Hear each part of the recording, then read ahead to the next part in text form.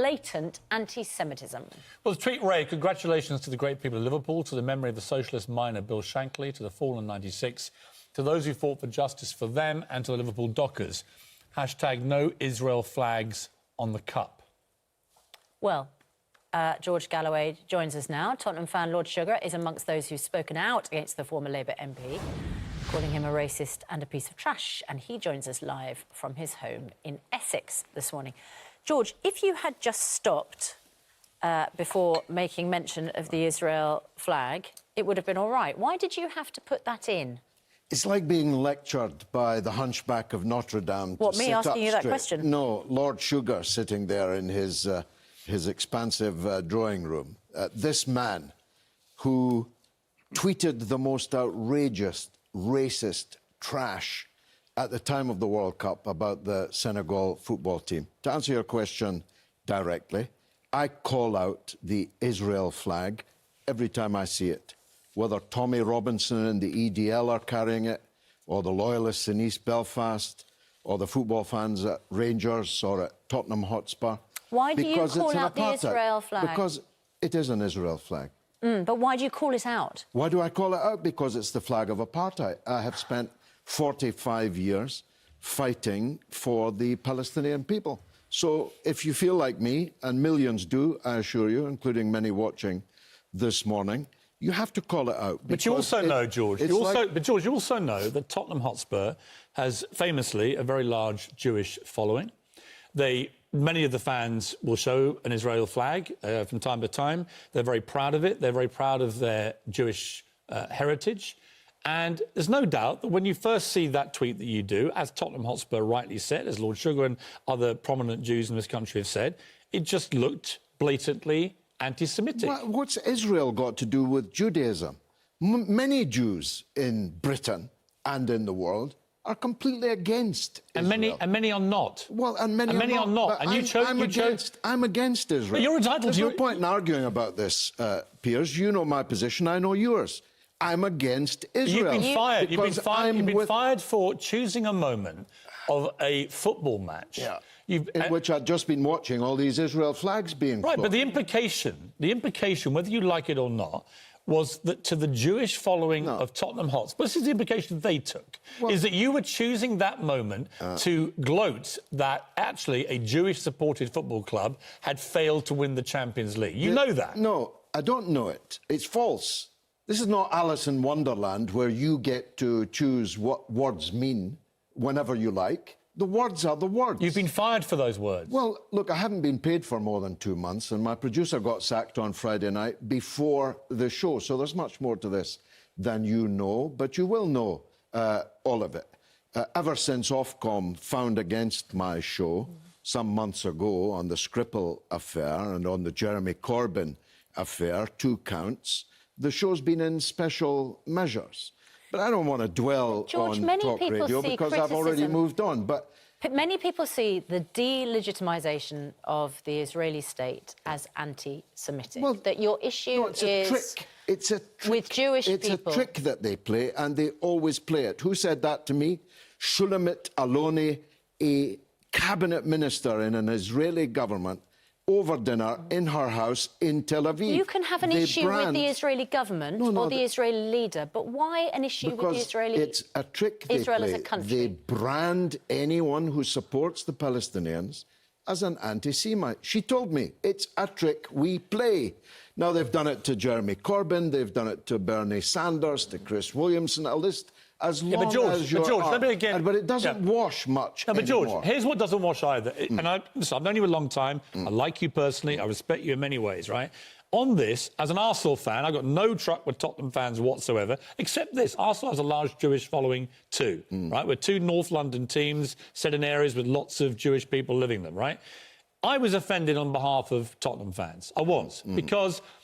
Actually, there was no need for you to make a political point about Israel in a hashtag about a football match. No, because it looked like you were delighted. Well, why were they waving? You weren't delighted that Tottenham had lost because they played badly or you're an Arsenal fan. You were delighted they lost because of their connections to Jewish people and to Israel. Well, this is Alice in Wonderland. It's not Alice in Wonderland. You're inferring things that aren't there in black and white. I'm And inferring things that actually are as an there in black and editor, white, George. You know, they're not. The They words are. in black and white... You literally put it in black and white. Black and white Israel flags. That's nothing Why to did do you need with to- Jewish people. why did you need to make Because I that had point? been watching those Israel flags being waved all evening. You were watching... as hundreds right. of millions. So here's my point to you, watched them. George. You were watching Jewish fans... They weren't. How do you know they were Jewish? Tommy Robinson isn't Jewish So you when think- he walks down the road. You think the flying people that Israel were flag. waving Jewish... They almost certainly weren't Jewish, Right, and so you know that very you well think- too. Right, so They you don't... almost certainly weren't Jewish. But you don't know It's who a they were. political flag. You don't No, know who they were. I just know what the flag is. Right, I would argue it it's is the highly... flag it is of highly... apartheid. Right, I would argue it is highly likely that the people that were putting up Israel flags in the Tottenham crowd were probably Jewish, right? Well, and therefore, that your flies in the face of all evidence. Well, you don't know. You I have do. no idea. But I You don't think they were? I read Lord Finkelstein on this very subject. He says that the great majority of people singing what they sing, shouting what they shout, waving what they wave, are not Jewish. But I don't care if they're Jewish or not Jewish. It's the flag I'm against. No, it's and I'm the against country it you're against. because it flutters over the Gaza fence when little children are being murdered every Friday Right. by snipers. Right. And That's why I'm against and it. they would say, what about all the rockets that get fired by Hamas the other way? And what do you say to that? Because they were killing those children Right. before Hamas ever existed. But you have a position. They've been you killing have a them famous, since 1948. George, you have a famous position Yes. on this, right? Yes. Everybody knows your position on Yes. it. It is completely one-sided. That's entirely your right. Yeah. What I don't think is your right is to put a hashtag like that on a night that Tottenham lose a game, which, if you're a Jewish fan of Tottenham, you take as a personal insult in an anti-Semitic manner. Take a look at my Twitter line, and you'll see a significant number of Jewish people absolutely supporting And I've seen a significant number of Jewish people enraged Yes, and well, furious. most Jewish and what they people- see at a time in this country, George, at a time in this country... Anti-Semitic wait, attacks no, are it's on history. the rise, It is George a- Galloway. it is a- It's a, at don't a talk time- to me about attacks. I'll show you my scars. Right. Don't talk to me about attacks. Muslims are attacked in Britain. Yes. 10, 20 times more than Jewish That doesn't people mean are. that anti-Semitic But you don't attacks talk aren't about on it. the You don't rise, want to George talk about Galloway. it. Don't talk to me about attacks. I can show you my scars, literally. Anti-Semitism, That doesn't make those attacks go anti-Muslimism, away.